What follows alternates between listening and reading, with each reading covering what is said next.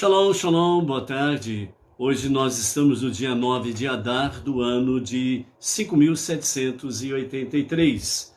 É o dia 2 de março de 2023. À tarde com a Torá, trazendo a paraxá da semana, bem como as suas leituras diárias. Nesta semana temos a paraxá Tetzaveh, que significa ordenarás, que Tetzaveh está conectado com Tzav, Tzavá, melhor dizendo, que significa conexão.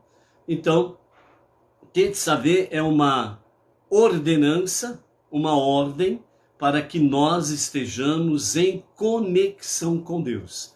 E nesta paraxá, nós temos principalmente as descrições sobre as vestimentas do Kohen Gadol e dos Kohanim, os sacerdotes na sua esfera mais simples, e o Kohen Gadol, o sumo sacerdote, nas atribuições mais elevadas dentro do Mishkan, o tabernáculo no deserto, e posteriormente o Beit Hamikdash, o grande templo em Jerusalém.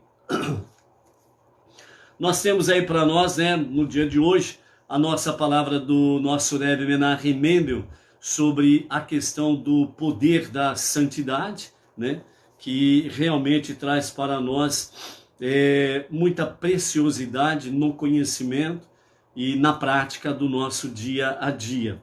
Vamos falar mais um pouco sobre a questão das vestimentas dos Kohanim e do Kohen Gadol, e realmente também traz para nós um paralelo no nosso dia a dia com referência à nossa prática, como Benei Noach, como filhos de Noé, que estamos aí vivendo o monoteísmo com fundamento judaico e orientação rabínica.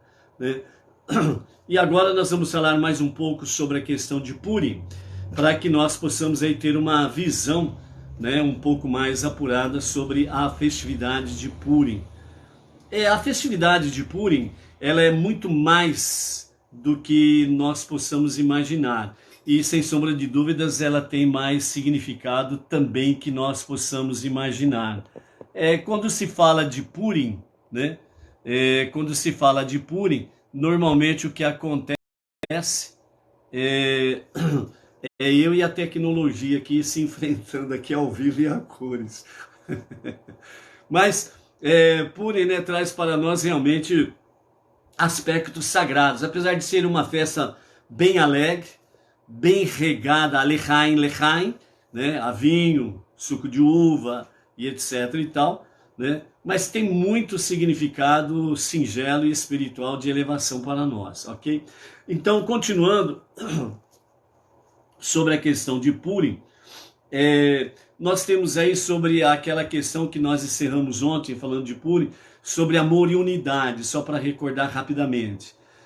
O povo, nos dias de Esther e Mordecai, os primos, só foi possível o povo judeu realmente vencer Ramã e os seus asseclas devido a essa questão, amor e unidade. Quando o povo judeu se colocou em amor e unidade, amor pelo povo, pelo próprio povo. Por quê? Porque a condenação para a extinção é para o povo judeu, sem distinção de quem quer que seja.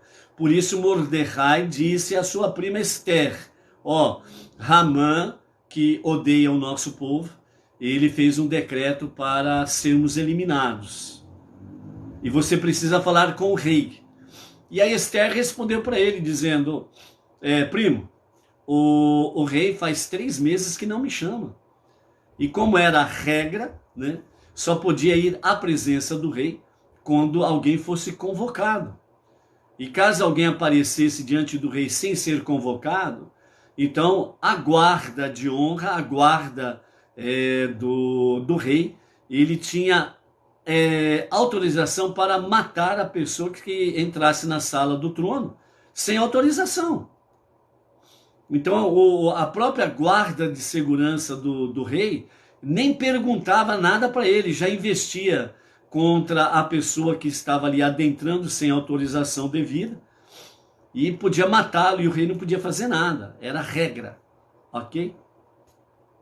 Então, quando Esther disse isso, então Mordecai falou para ela, falou, ó, não pense que você não será alcançada.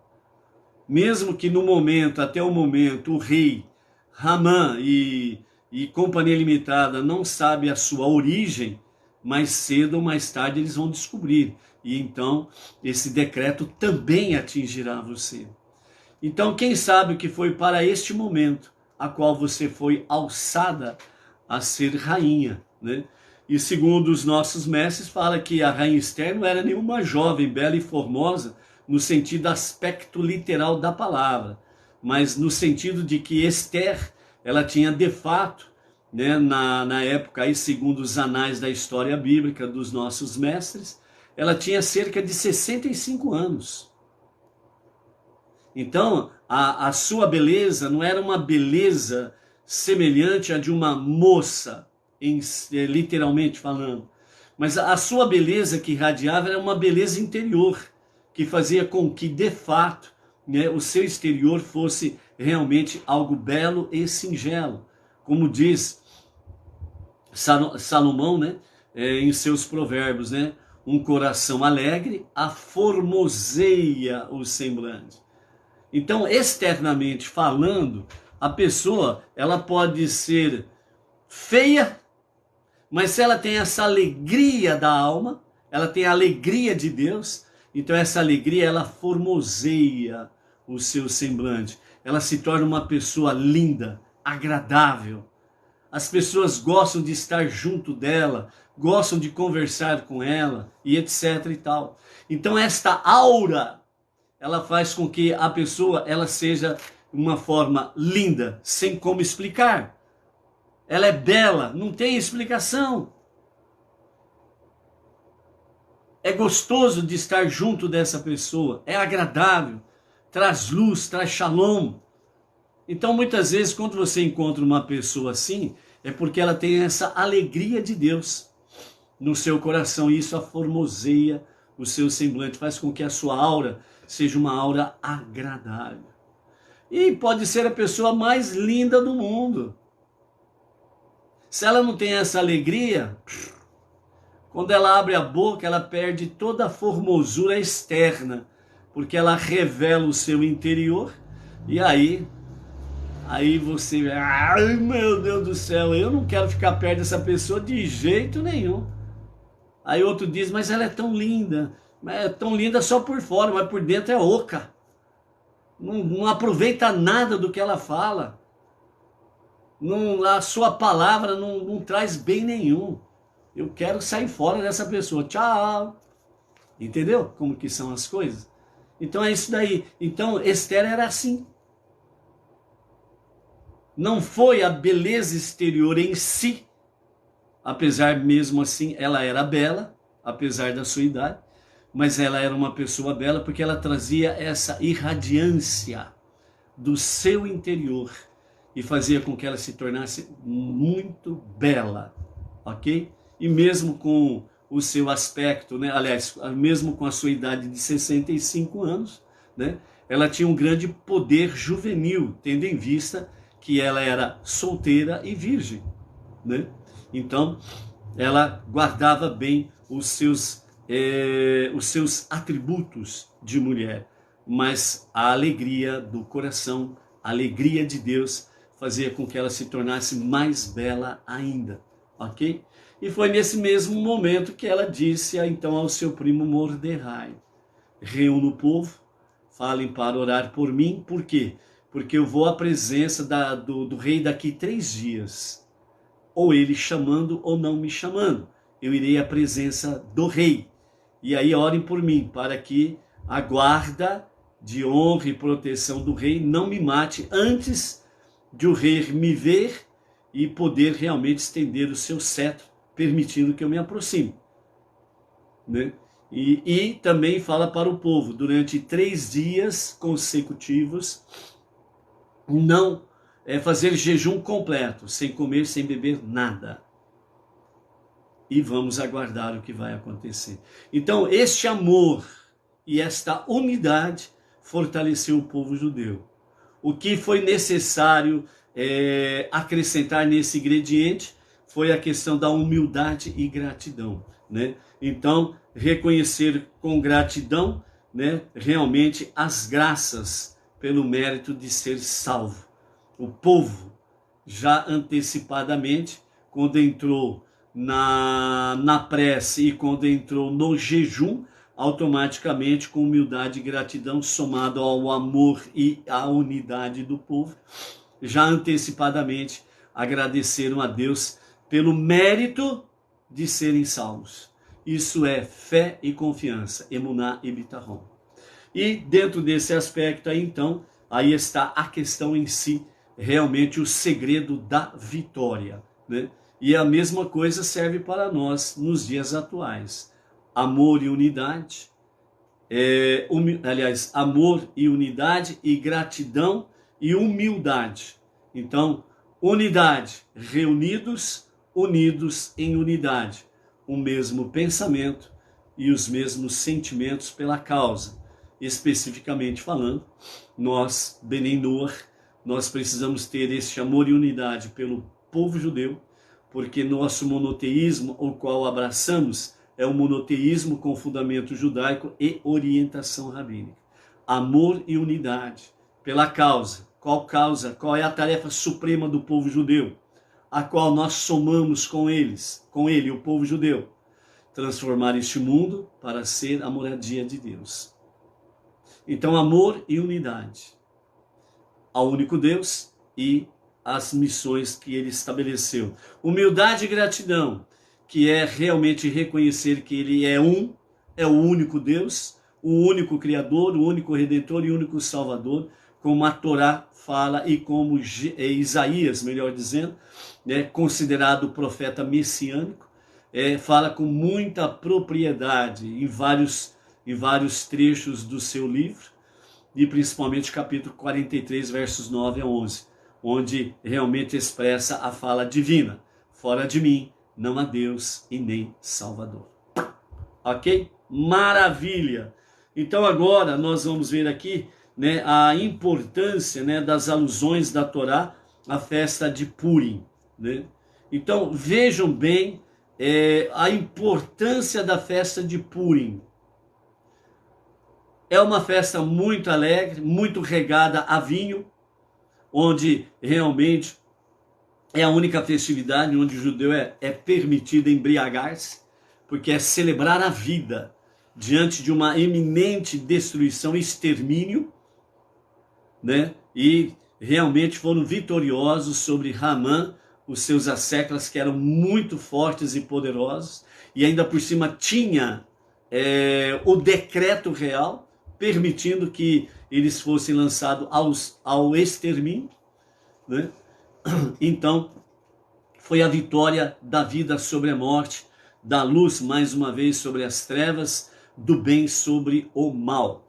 Então, vejam bem as comparações que os nossos mestres trazem com referência a Purim e as demais festividades.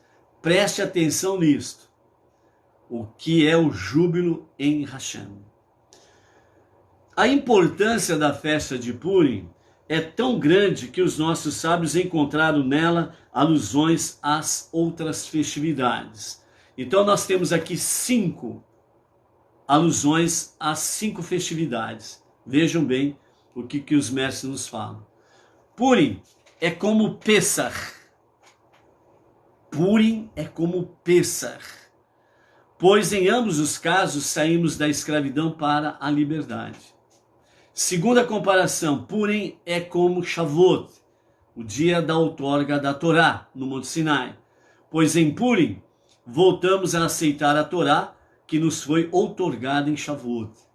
Porque diante daquela situação, o povo, eles retornaram à Torá com mais afinco, com mais dedicação, como se fosse aquele momento entregue pela primeira vez à Torá.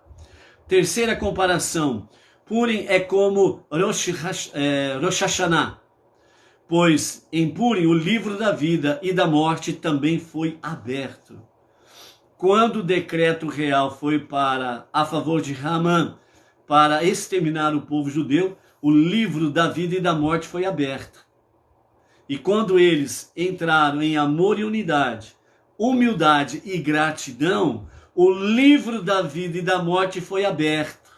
E então, esses livros o livro sendo aberto da vida e da morte, então ali Deus estaria estabelecendo quem ia viver e quem ia morrer. Quarta comparação, Purim é como Yom Kippur, ou seja, pois em Purim aquela geração teve expiação pelos seus pecados. E a quinta comparação, Purim é como a festa de Sukkot, ou seja, pois assim como em Sukkot comemoramos a proteção que nos foi concedida através das nuvens divinas de glória no deserto, da mesma maneira em Purim, muitos não-judeus ficaram sob as asas protetoras da presença divina, né? É uma referência muito clara isso daí sobre a questão dos não-judeus que na saída do Egito fizeram conversão ao judaísmo. E também o que está escrito em Esther, capítulo 8, verso 17, que diz assim: e muitos dos povos da terra se fizeram judeus, porque o temor dos judeus tinha caído sobre eles. Ou seja, quando naqueles dias de Esther e Mordecai e o rei Assuero, né, ali na grande Pérsia, quando o povo judeu obteve esta vitória surpreendente, esmagadora, onde os poderosos sucumbiram, então o temor do povo judeu se estendeu pelas nações existentes naqueles dias. E isso fez com que muitos não-judeus se fizessem judeus, por causa do temor que caiu sobre eles. Ou seja, as pessoas não judias agiram como se fossem judeus, diante da grande, esmagadora e preciosa vitória do povo judeu sobre a morte, sobre os poderosos, sobre o mal. A vida venceu, a luz venceu, o bem venceu. Então, como em Sukkot, os que depositam sua fé em Hashem, mesmo não sendo judeu, ele tem a proteção divina. E isso aconteceu exatamente com o povo naqueles dias de Purim, ok? Então, conforme os nossos sábios ensinaram, um detalhe aqui, né? Segundo os nossos mestres, né? Purim é comparado a essas 5 festividades, ou seja, né? Pesach, Shavuot, Rosh Hashanah, Yom Kippur e Sukkot, né? Há um pensamento dos sábios que falam que a festa de Purim ela não será abolida em nenhum aspecto nos dias de Mashiach e nem no Olam Rabá, no mundo vindouro. É uma festa que vai permanecer. Lembrando que o Olam Rabá, o mundo vindouro, a vida eterna, é um grande júbilo. Aí, vamos dizer numa linguagem humana para entendermos, né? De fato, os salvos no Olam Rabá, eles estarão como que eternamente embriagados, no bom sentido, né? De tanta alegria por estarem presentes no Olam Rabá, no mundo vindouro, na vida eterna. Ok? É isso daí. Segundo os nossos mestres, os nossos sábios, que está escrito em Yalkut Shimoni Mishle 944, então os sábios ensinaram que nos tempos vindouros todas as festas serão abolidas, exceto Purim. Então está escrito aqui. Os sábios também ensinaram que nos dias de Mashiach, os livros dos profetas e os escritos serão abolidos. Só perdurarão a Miglat Esther, o livro de Esther, os 5 livros da Torá, a Torá oral, né? E dentro disso, como diz Isaías no capítulo 65, verso 16, porque as tribulações passadas serão esquecidas e não mais estarão ante os meus olhos, diz o Eterno. Os dias de Purim não serão abolidos, pois o versículo declara em Esther também 9, capítulo 9, verso 28, esses dias de Purim jamais caducarão entre os judeus, e a memória deles jamais se extinguirá entre os seus descendentes. Então, vejam as questões aqui pertinentes aos ensinamentos, né, dos nossos mestres, referindo-se àquilo que está dentro do cânon sagrado, conhecido como as Escrituras Sagradas, ou Tanakh, né, que é a expressão no hebraico, para o mundo gentil, é conhecido como o Antigo Testamento, que na realidade é um fake news falar isto, ok? Mas é uma referência para se entender onde que está escrito, ok? Então, dentro desse aspecto aqui, em que sentido a festa de Purim é maior do que todas as outras festividades? Então, os nossos mestres respondem: todas as festas e dias de descanso do calendário judaico são santificados através do povo de Israel. Nos tempos vindouros, quando todos os dias serão como o Shabat, ouviu direito? Então vamos falar de novo para você ouvir direito. Nos tempos vindouros, quando todos os dias serão como o Shabat, que necessidade haverá de dias de descanso? Será como acender uma vela em plena luz do meio-dia. O que a santidade das festas poderá agregar a um mundo totalmente inundado com a luz da santidade do Shabat? Acontece que a luz de Purim difere das luzes irradiadas destas festividades. A fonte dela é uma revelação da santidade do alto e não dos atos de Israel neste mundo inferior. Essa santidade continuará irradiando sua luz também nos dias de Mashiach, né? Então, ou seja, amados, só para recordar rapidamente, 6 dias da semana, tudo se refere aos 6 dias da semana, que é uma preparação do quê? É uma preparação para receber o Shabat, o 7º dia da semana. Então, durante 6 dias, é uma preparação para o 7º dia. 6 milênios da história da humanidade é uma preparação a contar desde os dias de Adão e Havá, Adão e Eva, até o momento da revelação do justo e verdadeiro Mashiach. São 6 milênios da história da humanidade. Uma preparação para o 7º milênio, que é o reinado de Mashiach.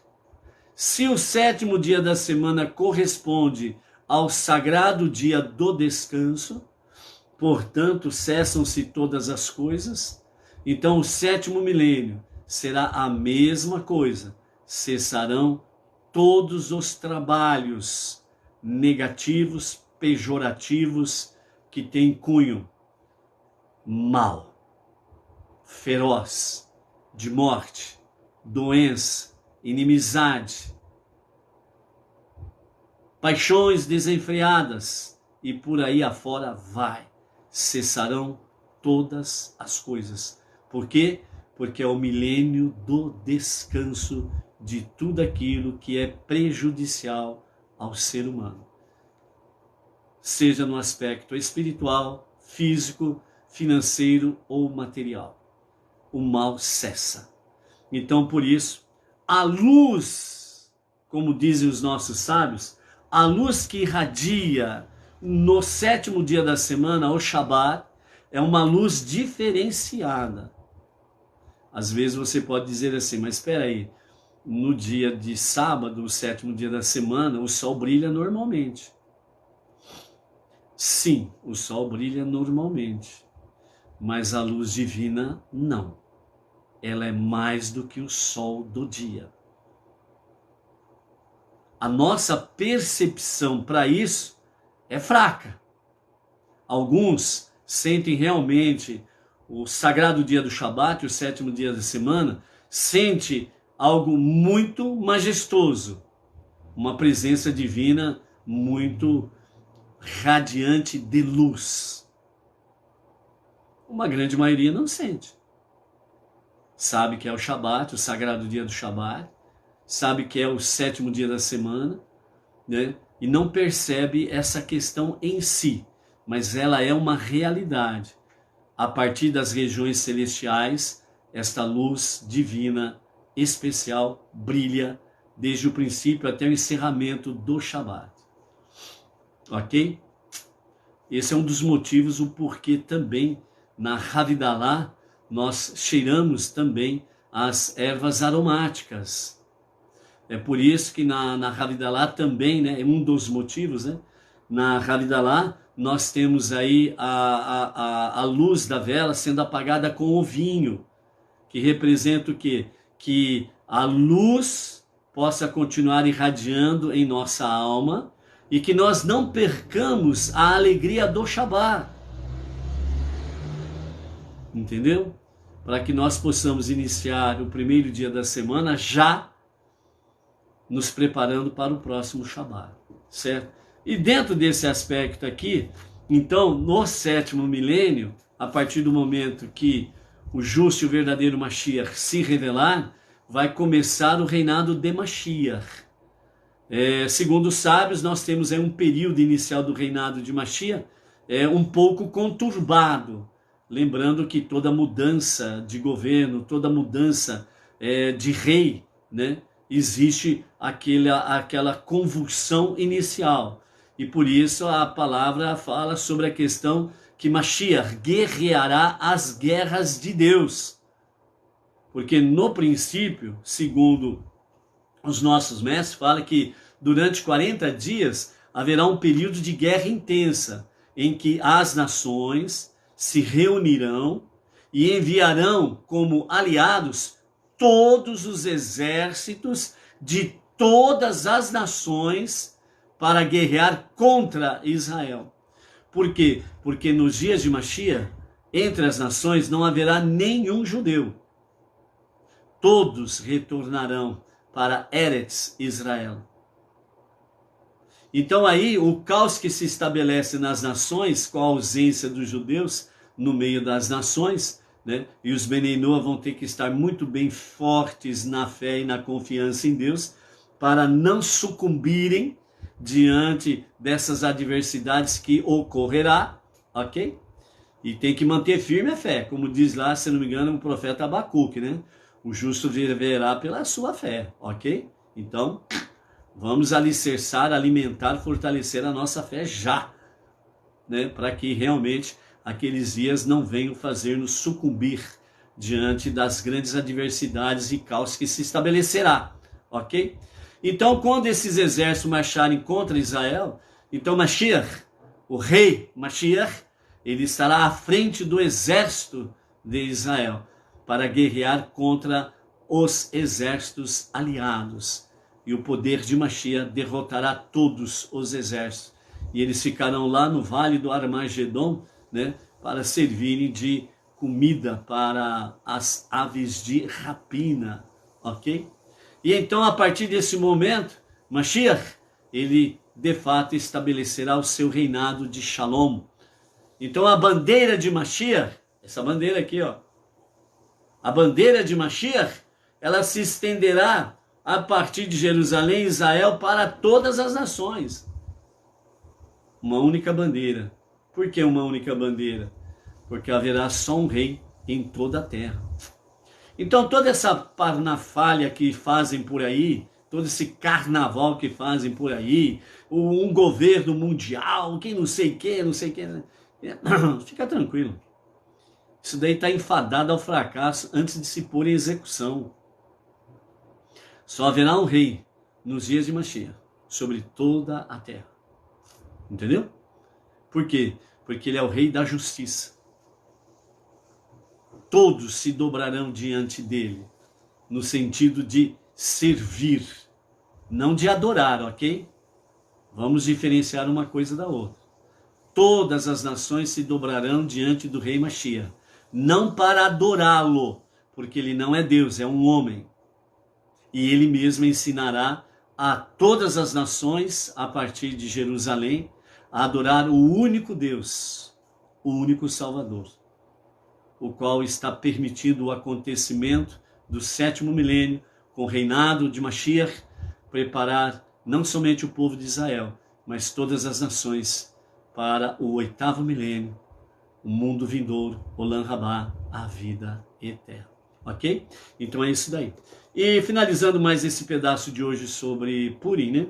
Então, de forma a Megilat Esther, né, o livro de Esther, a sua leitura, ela é mais importante do que os outros escritos proféticos, né? Todas as palavras dos profetas têm como objetivo fortalecer os ensinamentos da Torá e oferecer apoio às suas leis e mitzvot. Então, todos os preceitos e mandamentos, né, o livro dos profetas vem para fortalecer esta realidade. No mundo vindouro, o rei Mashiach, ou seja, nos dias de Mashiach, o 7º milênio, as palavras dos profetas se cumprirão e o povo de Israel se ocupará do estudo e prática da Torá, dentro do entorno de pureza que caracterizou o ser humano antes de pecar, os dias de Adão e Havá, e, portanto, antes das admoestações dos profetas. A Megilá Esther, o livro, o pergaminho de Esther, não marca o final de um capítulo, mas sim o início da eliminação de Amaleque. Esse capítulo só findará nos dias da redenção futura, os dias de Mashiach, quando Deus conceder a Israel sossego dos inimigos que o cercam. Por isso, a famosa conhecida Batalha do Armagedon, entendeu? Que todo mundo fala, todo mundo conhece, e poucos sabem discernir a realidade dos fatos, né? O Messias é judeu, não existe um Messias nem romano e nem islâmico. O Messias é judeu na sua raiz, desde antes existir alguma partícula no universo, ok? Então, nesse aspecto aí, né, o livro de Esther, que é considerado como um único capítulo, ele não se findou nos dias de Esther e Mordecai. Ele continua sendo escrito e ele terá sua completude nos dias de Mashiach. Então, por isso, né, se trata da eliminação de Amaleque. E nesse sentido, quando Deus conceder a Israel sossego dos inimigos que os cercam, quando a memória de Amaleque for definitivamente apagada, completamente, por isso a última grande batalha, e quando a manifestação do nome de Deus e o seu trono de glória estiver completa, então todos contarão os atos poderosos realizados por Deus pela erradicação da lembrança de Amaleque, desde os tempos de Mordecai e Esther, que o nome original é Hadassah, certo? Até o final dos dias, né? Então é aí que nós temos realmente essa graça bendita sobre a questão de Purim. Maravilha! Estás preparado para Purim? Então vamos nos preparar para Purim. A festividade vai permanecer, ok? O nosso Shalom Shalom vai para o Marcelo Fabrini, a Jacilene Salles, São Paulo, capital, o Lineu Silva, Cuiabá, Mato Grosso, Denise Barreto, Guarulhos, Grande São Paulo, Marília Alcântara, Vitória, Espírito Santo, Valdete Martins da Silva, Thaís Rotondano, do Amargosa, Bahia, a Célia Bina, né? O Henrique Shalom, aqui de Bauru, né? A nossa região, né? O Henrique Shalom, desde já, Henrique Shalom, está convidado para conhecer a Sinagoga Benei Noach, Regional Bauru, ali no Jardim Silvestre 2, Avenida José Silvestre, 7-45, né? Pesquisa no Google, Sinagoga Benei Noach Regional Bauru, e você vai encontrar a localização completa, assim como todos vocês, né? Falando já nesse aspecto aí, né? Os nossos amados aí presentes neste momento ao vivo e a cores, e aqueles que irão assistir o vídeo posteriormente, né? Pesquisem lá no Google, né? Sinagoga Benei Noach Bauru, e dá lá o seu like, faça um comentário, alguma coisa lá, para fortalecer as nossas informações junto ao Google e aqueles que pesquisam ali, tá bom? Então, espero ver muitos e muitos curtidas e também comentários ali. Baruch Hashem. A Mariana Lima, de Joinville, Santa Catarina. Loreta Paulino, né, de Presidente Alves. A Luci Pimenta, de Patos de Minas, Minas Gerais. E, aliás, eu pulei aqui, viu? O Henrique Shalom, o Rubian Capelete Farroupilhas, do Rio Grande do Sul. A Simone Belém, Simone Belém, mas não é de Belém do Pará. A Simone Belém é de Recife, Pernambuco. Né, Simone? Simoni, né? Então é isso daí.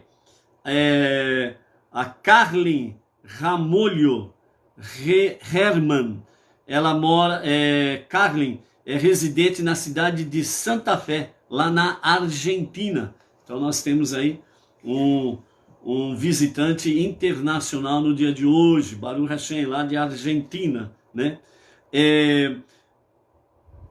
Os aniversariantes de hoje, nós temos aí 5 aniversariantes de hoje, que são o Paulo, que é administrador do grupo Estudos da Torá no Zap, ele é lá do Ceará, ele está fazendo nível no dia de hoje.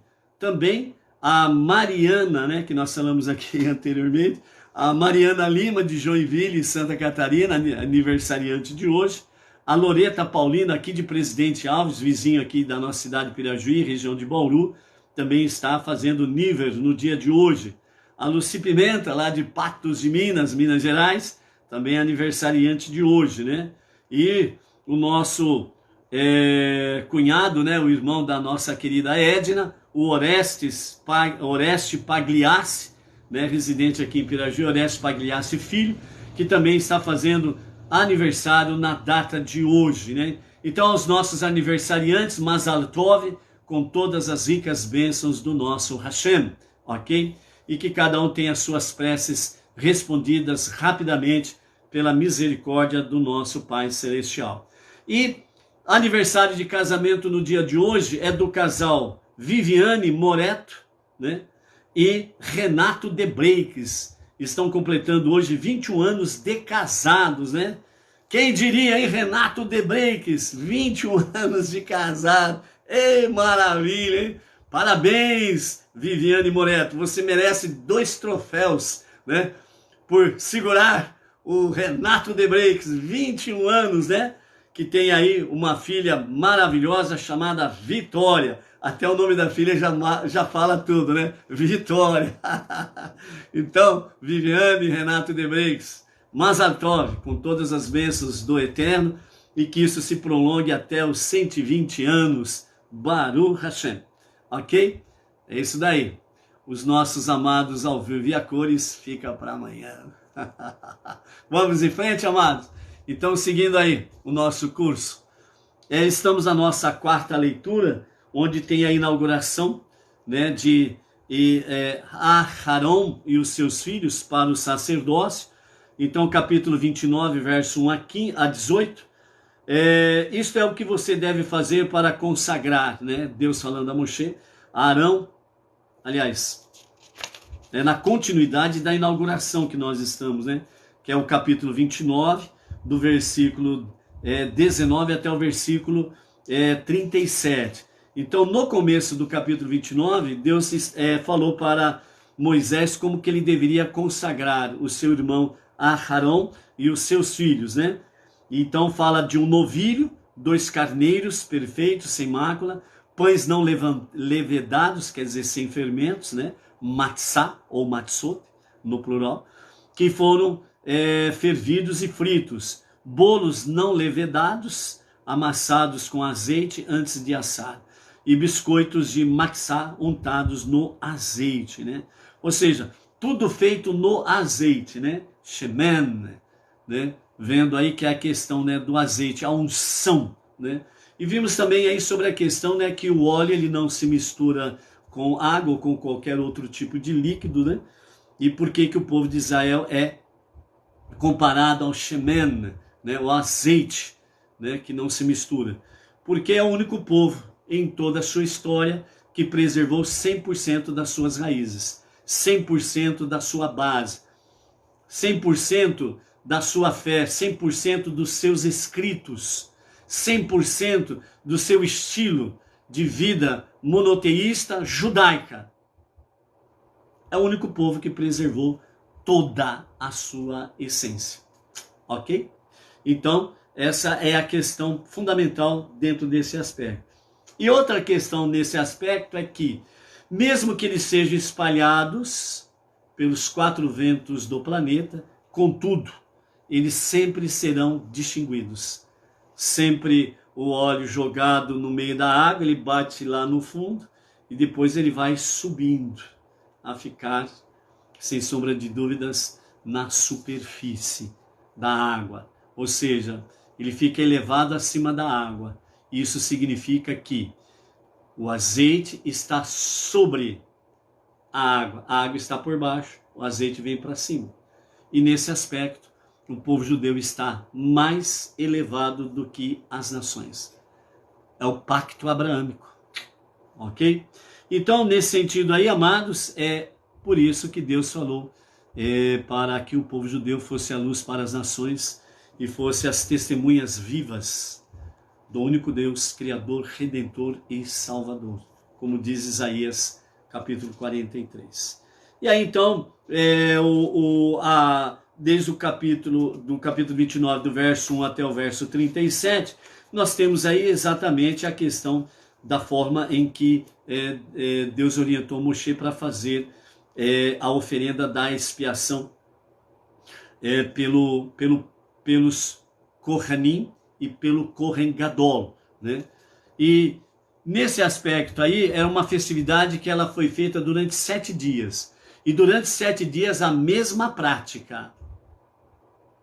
E durante os 7 dias, o Kohen Gadol, Aharon e os seus filhos, os Kohanim, não podiam sair do Mishkan.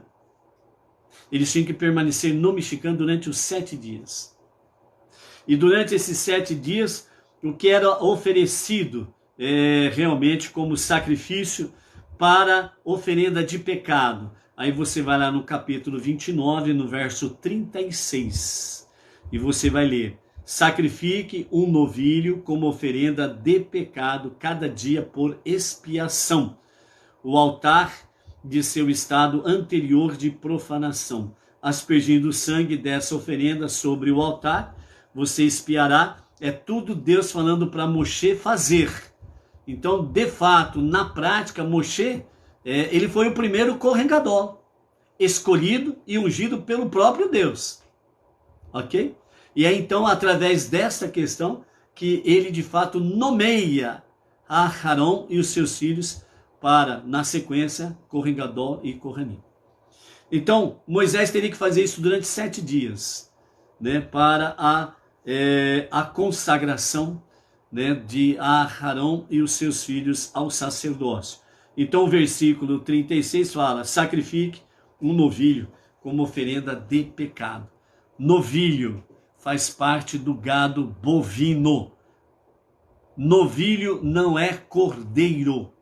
Ou seja, Deus nunca pediu cordeiro para sacrifício como oferenda de pecado. Portanto, toda e qualquer oferenda como cordeiro que tira o pecado do mundo não é aceito por Deus, não tem valor para Deus, é um fake news, entendeu? E é isso daí. E dentro desse aspecto aí, amados, nas vestimentas sacerdotais, antes de nós trazermos a palavra final do nosso Rebbe Menachem Mendel, né? Como que os Bigdei Kehuná, ou seja, como que as vestes sagradas do Kohen Gadol, né, impediu que houvesse uma destruição do Beit HaMikdash. Então vejam bem, todos conhecem sobre Alexandre o Grande, ou seja, o jovem imperador Alexandre Magno. Nos anais da história do povo judeu e nos anais da história do povo pérsico, consta lá a história do relacionamento de Alexandre Magno com os sábios do povo judeu.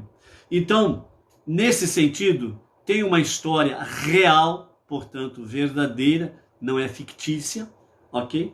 Então, o jovem governador, ou jovem imperador Alexandre Magno, ele governava, né, as províncias, né, se eu não me engano, eram 127 províncias que conquistou, né? Partes da Europa, Ásia e África.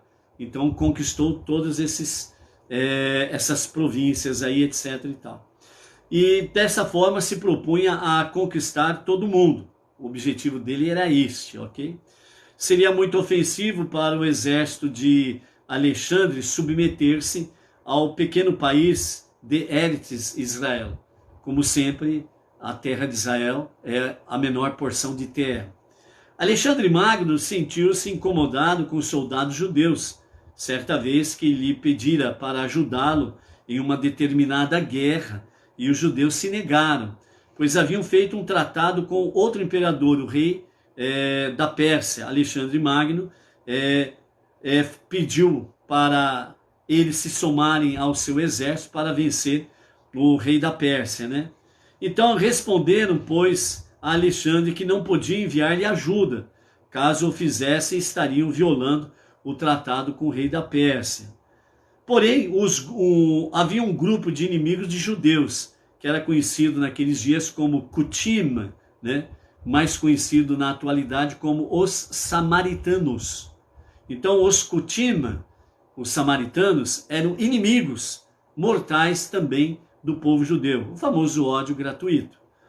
E eles viviam exatamente em Eretz Israel. E o povo judeu não incomodava eles podiam viver tranquilamente, como acontece na atualidade na terra de Israel, né? Povos árabes, palestinos e de vários países do mundo todo convivem lá em Israel normalmente.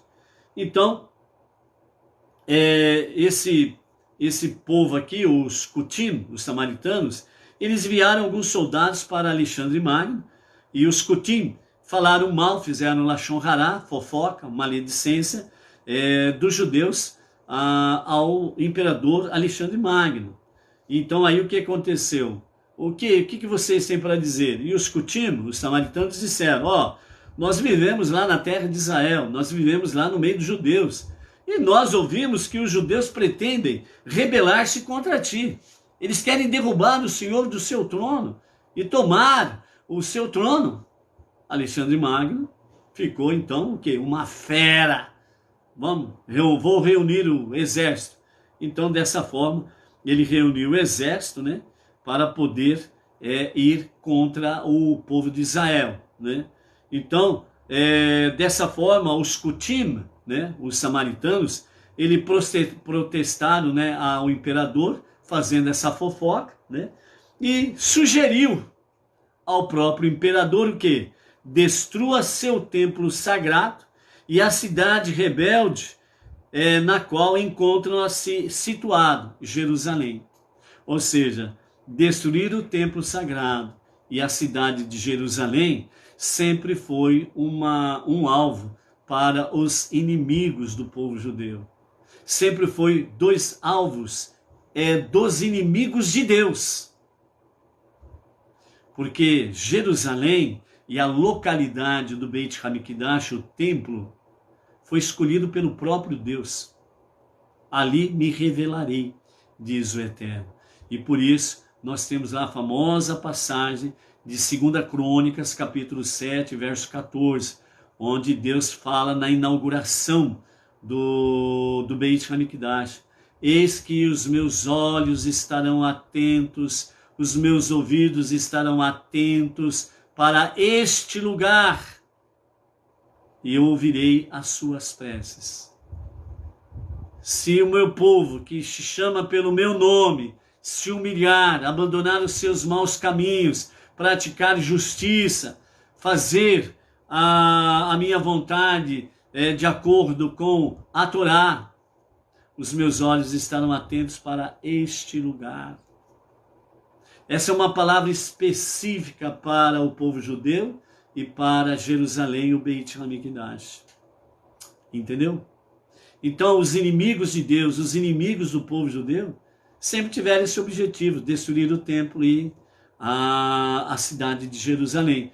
Foi o que aconteceu no ano 69 da nossa era comum. Roma e as suas legiões romanas foram lá, destruíram o templo, só deixou o cotelo, o muro, em pé, destruiu a cidade, matou milhões de judeus naqueles dias, e depois, né, de invadir, matar, violar e praticar crimes abomináveis de forma mais cruel que você possa imaginar, eles acabam roubando todas as preciosidades do templo e da cidade e levam.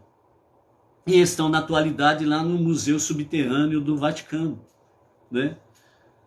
Já teve papas que pediu perdão ao povo judeu pela atrocidade que fizeram, mas nenhum deles ainda se prontificou a devolver os produtos roubados de Jerusalém e do templo para o povo judeu, né? Vamos ver quando vai acontecer isso, né? Que seja em breve, rapidamente, amém, vem amém.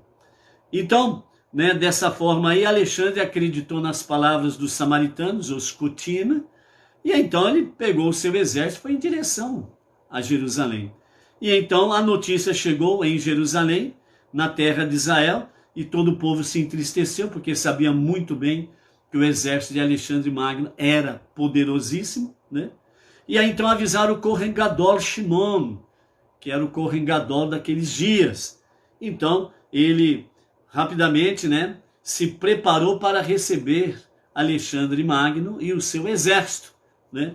Então, dessa forma, Shimon, ele vestiu as 8 vestes do Kohen Gadol, as 4 de linho branco e as 4 douradas, né? Ele se veste então com as 8 vestimentas que são chamadas de Bigdei Keruná, as vestes sacerdotais do Kohen Gadol. Então Shimon e um grupo de Kohanim e do povo também, judeu, foram então, né, na manhã seguinte ao encontro, né, de Alexandre Magno, que quando estava se aproximando da cidade. Então, quando à distância o Alexandre Magno ele viu, né, aquele multidão, né, daquele povo, e na frente dele uma pessoa vestida de forma especial, que ele não sabia distinguir no momento. Então ele perguntou aos Cutim, quem são eles? E eles responderam, ó majestade, os perversos, eles são uma piada, né? Uma piada. Ó majestade, aqueles são os judeus que se rebelaram contra ti, ó majestade, né? Então, Alexandre, ele deixa a tropa para trás e vai à frente para encontrar aquele povo. E ele no seu cavalo, né, chega diante então do Kohen Gadol, né? Quando Alexandre se encontra então com o Kohen Gadol Shimon, algo espantoso começa a acontecer.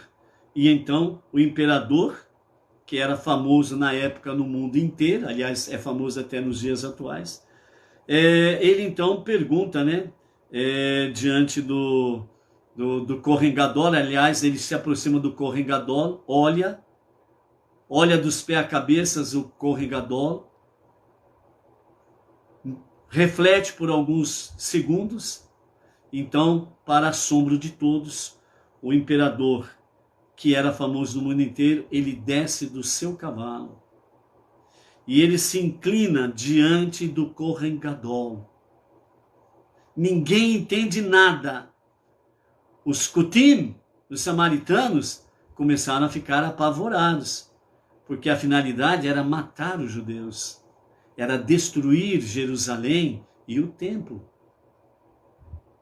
Mas aí o grande imperador Alexandre Magno, ele simplesmente se inclina com toda a reverência ao Kohen Gadol, que estava adornado com as 8 vestimentas sacerdotais, não portava uma única arma possível, não tinha nenhum tipo de armamento consigo. e o grande imperador se inclina em reverência, em respeito diante do Kohen Gadol. Então, os seus generais querem entender isto. Nós viemos aqui para matar, destruir. E ó tu, imperador grande, em fama, na guerra, em conquistas, o que fizeste? Por que isso? O que aconteceu? Explica. Queremos entender. Então, Alexandre Magno, ele explicou aos seus.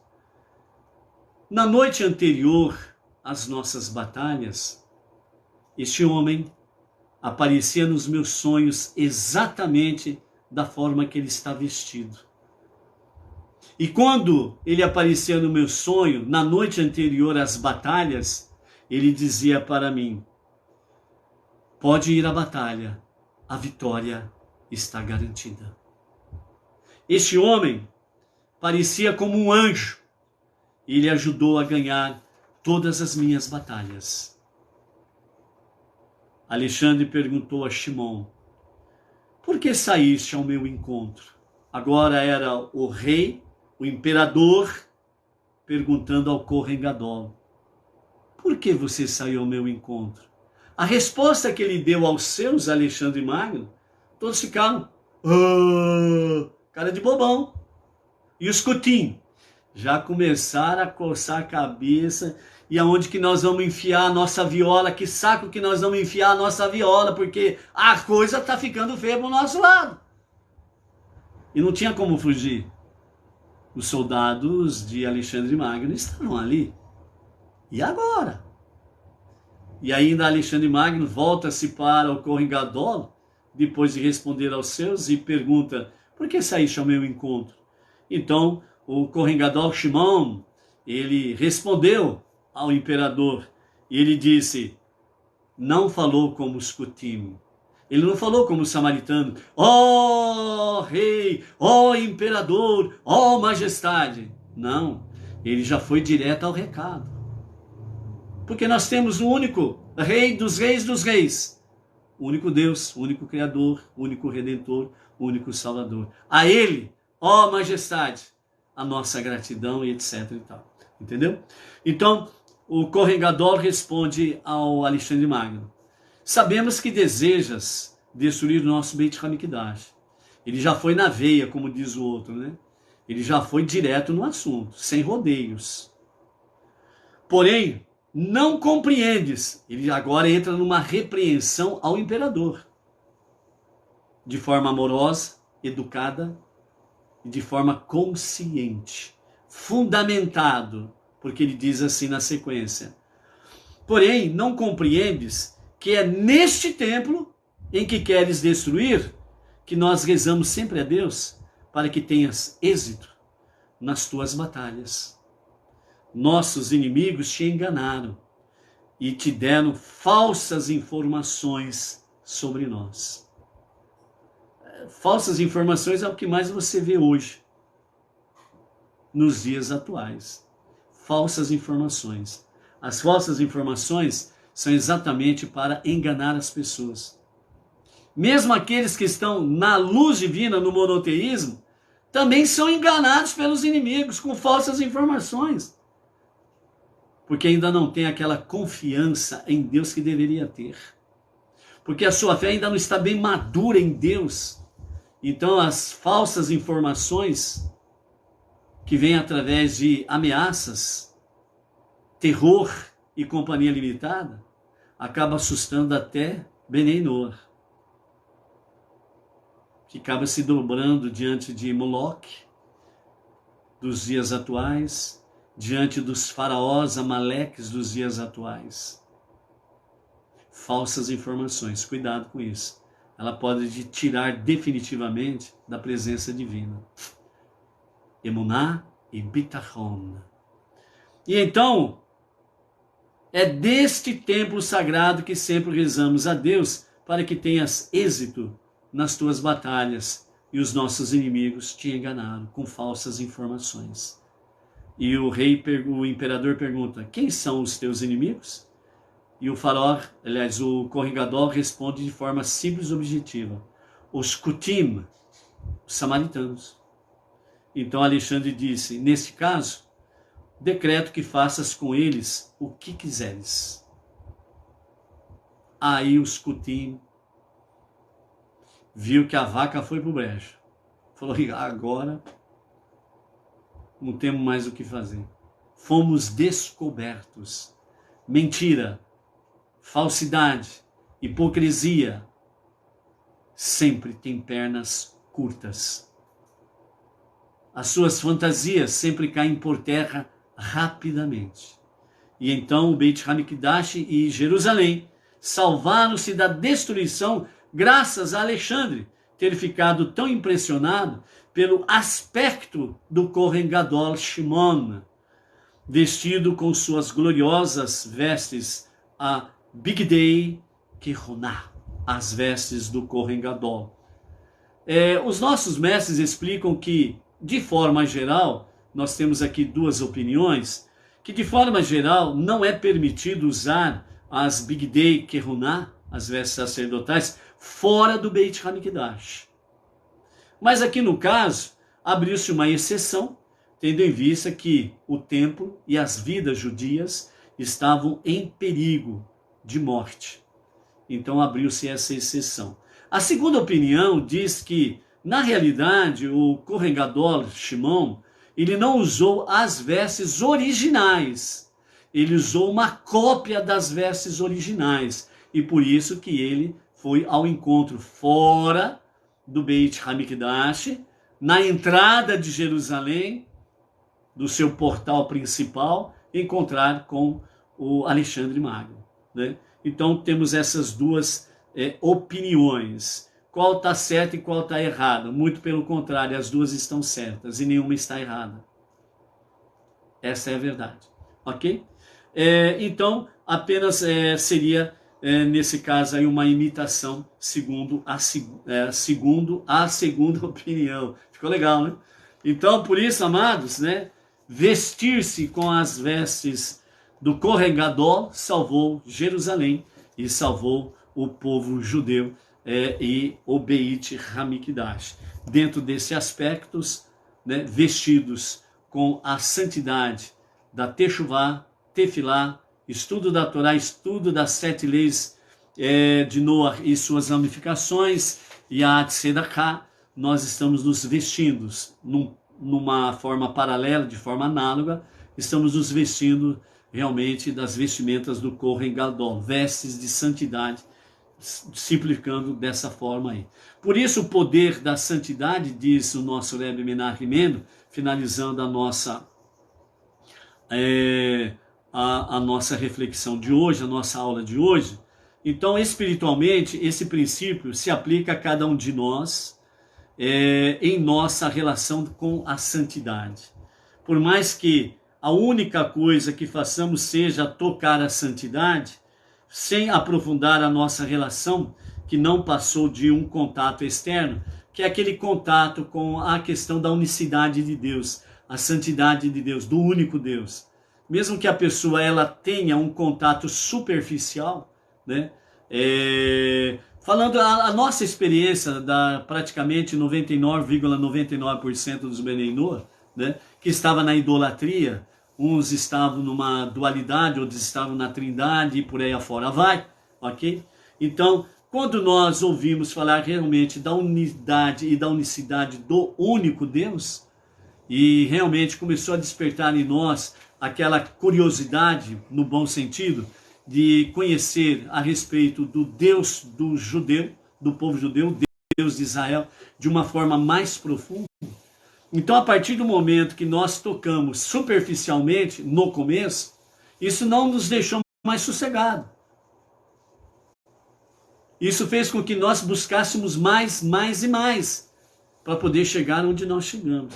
Então, toda e qualquer pessoa, mesmo que toque levemente na santidade de Deus, ele nunca mais vai ter sossego na vida, até tomar a sua decisão definitiva. Aí vai para um outro patamar. entendeu? E essa é uma realidade que o nosso Rebbe está falando aqui, né? Então, sobre o poder da santidade. Uma vez que vivemos uma experiência espiritual, mudamos para sempre. Ou seja, aquela pessoa que toca a santidade de Deus, mesmo que é de forma superficial, ele está em contato com a santidade de Deus. Então, desta forma, de alguma forma, ele é atingido pela santidade de Deus. Não importa se ele é o que ele é, da pior espécie, mas a partir do momento que ele toca na santidade de Deus, o único Deus da Torá, o único Deus do povo hebreu, como diz o faraó, o único Deus do povo judeu, ele já tocou na santidade, ele se torna sagrado naquele momento. Não importa o que ele seja. O que vai importar é a sequência. Se ele vai manter ou não ser uma pessoa sagrada. E é nesse aspecto aí que o nosso Rebbe fala. Uma vez que vivemos uma experiência espiritual, mudamos para sempre. Mesmo que a pessoa ela tome uma decisão, eu não quero saber disso. Eu nasci assim, eu cresci assim, eu sempre fui assim, vou morrer assim. Tudo bem. Você é livre para escolher ou servir o Deus verdadeiro ou não. Mas a partir do momento que você tocou o assunto, a santidade do único Deus, naquele momento se tornou sagrado. A sua vida mudou. Mesmo que você venha rejeitar o monoteísmo com fundamento judaico, com orientação rabínica. Não quero saber disso. A sua vida nunca mais será a mesma. Você não terá sossego, porque em qualquer momento em que você estiver fazendo as suas preces do seu jeito antigo, indo no seu local de reunião religiosa, você vai se lembrar constantemente desta realidade. Eu estou servindo um Deus que é ou duplo ou trino. E não estou servindo o Deus aquele Deus que é um e único, indivisível e incorpóreo. A pessoa vai sempre se lembrar disto. A sua vida nunca mais será a mesma. É uma realidade. E felizes são aqueles que tomam a decisão e vêm somar com os Benei Noach entre as nações para divulgar o monoteísmo com fundamento judaico e orientação rabínica. Ok? Então, dessa forma, a pessoa ela pode até esquecer, ignorar ou simplesmente fugir dessa realidade. Não quero saber disso. Para! Não fala mais comigo. Some da minha frente. Ela pode vencer até aquele grande corredor, o Bolt, né, da Jamaica lá, do desespero de fugir dessa realidade. Né? Os 100 metros, o Bolt, né, ele venceu com menos de 10 segundos. Né? Quem está fugindo dessa realidade, ele vence 100 metros em 5 segundos. Do desespero que é tanto. É mais rápido que o The Flash. Né? O The Flash e fujão. Mas a sua vida nunca mais será a mesma. Baruch Hashem.